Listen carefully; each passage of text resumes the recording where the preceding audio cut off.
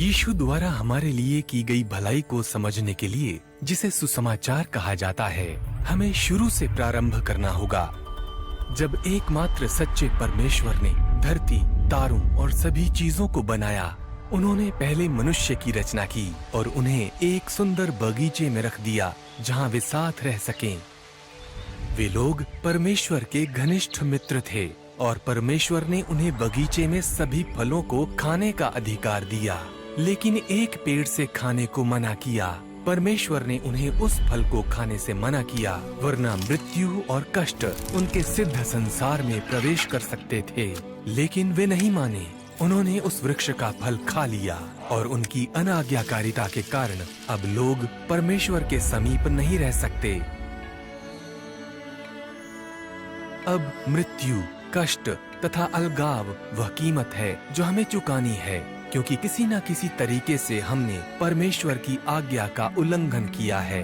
फिर भी परमेश्वर हमें इतना प्रेम करते हैं कि उन्होंने अपने सिद्ध पुत्र यीशु को हमारे अनाज्ञाकारिता के दंड को अपने ऊपर लेने तथा काठ की क्रूस पर अपनी जान देने के द्वारा हमारे बदले कीमत चुकाने के लिए भेजा।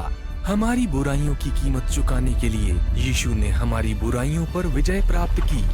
उसके बाद 3 दिन मृत रहने के पश्चात वो फिर से जी उठे और फिर से जी उठने पर उन्होंने मृत्यु को हमेशा के लिए हरा दिया और हमें अवसर प्रदान किया कि हम आज और सर्वदा परमेश्वर के साथ रह सकें। परमेश्वर के अद्भुत अनुग्रह से यीशु ने यह संभव किया कि हम परमेश्वर के साथ फिर से मित्रता करके अपनी बुरी इच्छाओं से मुक्त जीवन जी सकें। ऐसा करने के लिए बस विश्वास करें कि यीशु हमारे लिए मरे, उसकी क्षमा को ग्रहण करें और यह जान लें कि वो हमें नया जीवन दे रहे हैं।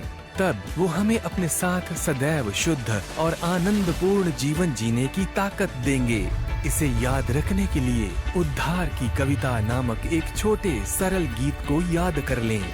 अगले वीडियो में हम देखेंगे कि शुभ समाचार क्या है और ये हमारे लिए क्यों मायने रखती है। क्रूस पर यीशु आपने प्राण दिए, फिर जी उठे हमें बचाने को। मेरे पापों को क्षमा करो, आओ मसीह प्रभु।